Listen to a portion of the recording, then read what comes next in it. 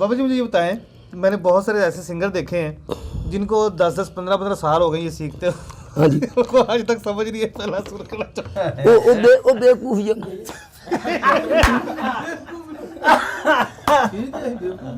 ਸਾਡੀ ਅਸਲੀ ਤਾਂ ਮੈਨੂੰ ਪਤਾ ਲੱਗ ਗਿਆ ਸੀ ਮੈਨੂੰ ਲੱਗ ਗਿਆ ਪਹਿਲੇ मस्जिद के जाओ मस्जिद के जाओ मस्जिद के जाओ मस्जिद के जाओ मस्जिद के जाओ सदके सदके सदके सदके तेरे सदके सदके सदके में तेरे सदके सदके सदके कंबली कंबली कंबली कंबली कंबली वाले मोहम्मद सदके में जाओ। ताज़ा तरीन अपलोड्स की नोटिफिकेशन हासिल करने के लिए हमारे चैनल को सब्सक्राइब करें और साथ में दिए गए घंटी के निशान को दबाना ना भूलें। अस्सलाम वालेकुम नाज़रीन, मैं हूं आपका मेज़बान अहमद फराज और आप देख रहे हैं पीसफुल पाकिस्तान। नाज़रीन, आज मैं आपको बड़े ही ज़बरदस्त टैलेंट से मिलवाने जा रहा हूं। मेरे साथ इस वक्त एक बाबा जी मौजूद हैं जिनकी एज कोई 75-80 साल के करीब है और देखने में जो इनका गेटअप है बिल्कुल ही साधारण सा, बिल्कुल सादा सा एक पेंडू टाइप का गेटअप है। लेकिन जब ये हारमोनियम बजाते हैं, बाजा बजाते हैं तो बड़े बड़ों की छुट्टी करवा देते हैं। सुर इनका इतना कमाल का है कि आप सुन के आपको मज़ा आ जाएगा। तो सबसे पहले हम इनसे कुछ सुनते हैं, उसके बाद इनसे बातचीत करते हैं। अस्सलाम वालेकुम बाबा जी। वालेकुम सलाम।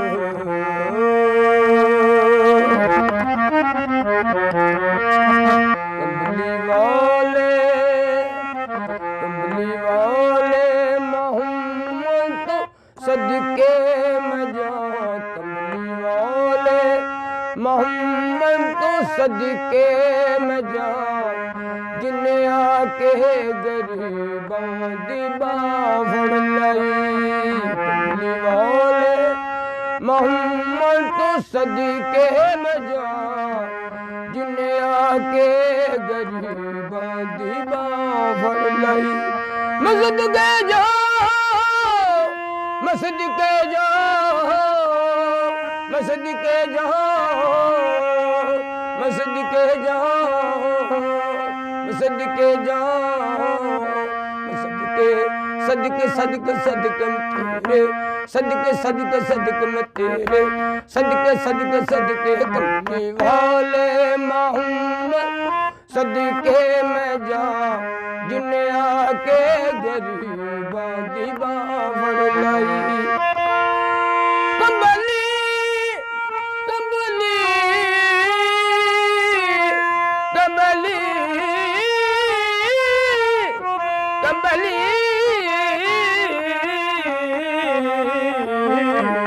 कंबली वाले मोहम्मद सदके में जा जिन्हें आके गरीबों दी बावड़ लाई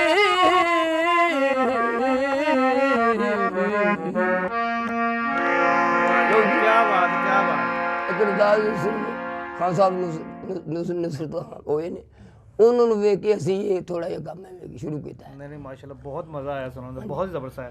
खान साहब तुहानू कोई होर आंदी नहीं बस हूँ इन्ना को आवाज़ जरा खप गया मेरा, फिर आवाज़ जो थोड़ा खराब हो गया। एक अद्धी होर सुना, एक अद्धी सुना दो कोई थोड़ा भाई आंदा पंजाबी दा। हाँ वो भी छोटा जिहा दो लाइनां दे विच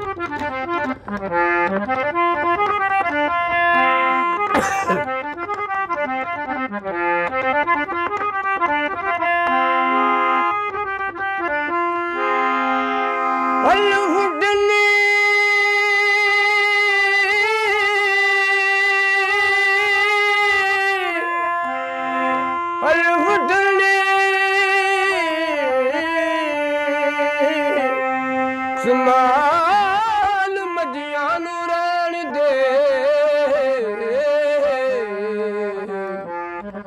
ਰਾਂਝਾ ਚੱਲਿਆ ਲਾਲ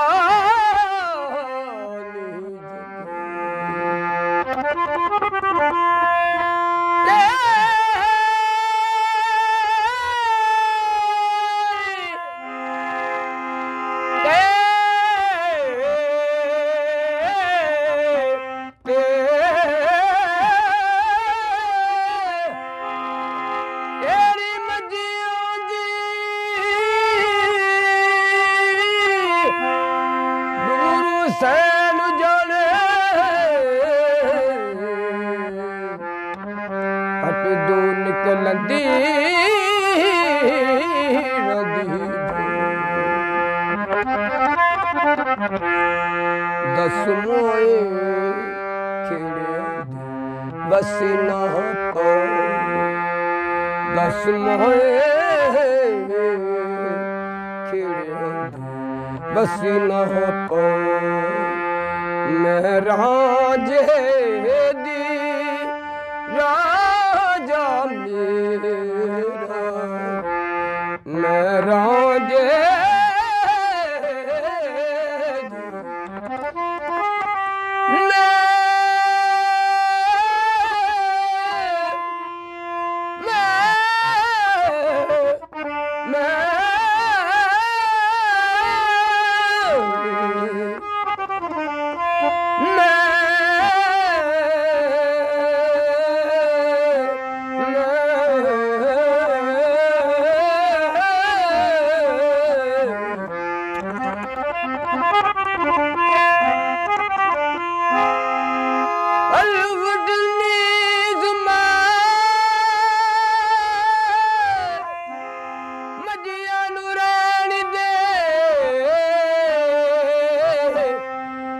ਚੱਲਿਆ ਲਾਲ ਜੰਜਾਲ ਹੀਰੇ ਤੇਰੀ ਮੱਝੀਆਂ ਦੀ ਡਗਰੂ ਸੈਨ ਜਾਣੀ ਕੱਢ ਦਿਓ ਨਿਕਲੰਦੀ ਰਾਦੀ ਦਸਮਾਏ ਖੇੜਿਆਂ ਦੀ ਬਸੀ ਨਾ ਪਾ ਮੈਂ ਰਾਜੇ ਦੀ ਰਾਜਾ ਮੇ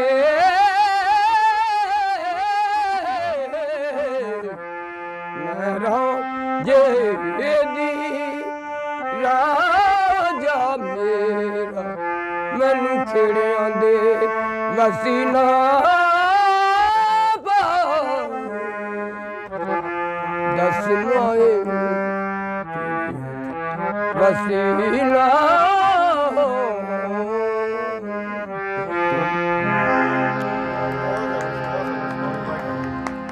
मज़ा आ गया। अच्छा अब बुजुर्ग मुझे ये बताएं कि ये जो आप बाजा बजाते हैं तो उंगलियां जो आपकी चल रही थी वो बिना देखे ये चल रही थी, ये कैसे आइडिया होता है कि कौन सा सुर दबाना है यहाँ से या कौन सा इसको प्रेस करना है? हाँ जी, यो जिसको सागा मगा बोलते हैं। हाँ जी, सरगम जिसको हाँ जी, सरगम वो अपना जिस उन्होंने मेहनत कर लिया रियाज करना उनकी वजह नाल काम चलता है। यानी कि आपकी प्रैक्टिस हो चुकी है, आपको आइडिया हो गया कि कौन सा सुर लगाना है। बिल्कुल। कभी इस तरह नहीं होता कि आप गा कुछ रहे और सुर कोई और लग जैसा होता है? बिल्कुल नहीं होता। हाँ जी। कितना अर्सा होगा वो गाते हुए? सानू काफ़ी अरसा हो गया, कम से कम 60-70 साल हो गए गाँव। 60-70 साल हो गया वो गाते हुए। तो इतनी उम्र में आप गा रहे हैं, आपका गला भी ठीक है, क्या गले को ठीक रखने के लिए क्या इस्तेमाल करते हैं? बस जी ये अल्लाह दी देन है, सिर्फ इनका परहेज ही करना पैंदा सिर्फ ते रैसल की वजह ना आवाज़ जो फिर बढ़ता है। रैसल छड़ दो आवाज़ खराब होगा, आवाज़ लगता ही नहीं। सानू काफ़ी अरसा हो गया। कोई ऐसी चीज़ नहीं आप इस्तेमाल करते जिससे आपका गला ठीक रहे?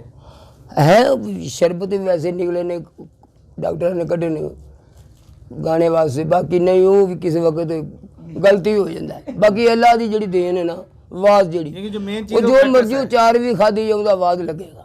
ये जो मेन चीज़ वो प्रैक्टिस है। हाँ जी। प्रैक्टिस करते रहते हो सही रहता है सारा। बिल्कुल बिल्कुल। अच्छा बुजुर्ग मुझे नाम बताएं, अपना नाम क्या है आपका? मोहम्मद आशिक। मोहम्मद आशिक। हाँ जी। और रहायश कहाँ पे आपकी? भाई फरूदी रहन। भाई बेरू, जिसको फूल नगर कहा हाँ जाता जी, है। फूल। अच्छा, आप प्रॉपर गाते हैं या सिर्फ शौकिया करते हैं ये? नहीं, अब गाते भी ना, सारा कुछ करते हैं। क्या करते हैं आप? मतलब खान साहब वालों बाजा बजाते हैं, हाँ। कव्वाली वगैरह करते हैं? हाँ, सारा कुछ वालिदा भी करीदा है, गुलूकारी दे मगरी ठीक है, प्रोफेशनल करते हैं आप? हाँ जी। अगर किसी ने प्रोग्राम करवाना हो, किसी ने घर बुलाना हो तो जाते हैं आप? हाँ बिल्कुल जी। यानी कि हमारी को वीडियो देख के आपको बुलाना चाहे तो बुला सकता है? हाँ बिल्कुल।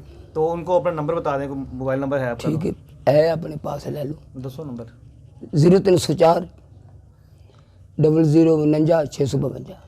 जी नाज़रीन, अभी हमने आपको बड़ा ही ज़बरदस्त टैलेंट दिखाया है। इनका नंबर भी स्क्रीन पे आ रहा है। अगर कोई दोस्त इनको अपने घर में बुलाना चाहे, किसी फंक्शन में या किसी भी जगह पे, ये कव्वाली भी करते हैं और प्रॉपर ये जो हारमोनी वो भी बजाते हैं, तो इनसे आप कॉन्टैक्ट कर सकते हैं डायरेक्टली। इनका नंबर स्क्रीन पे आ रहा है।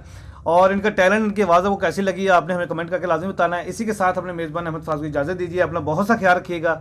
अल्लाह हाफिज़।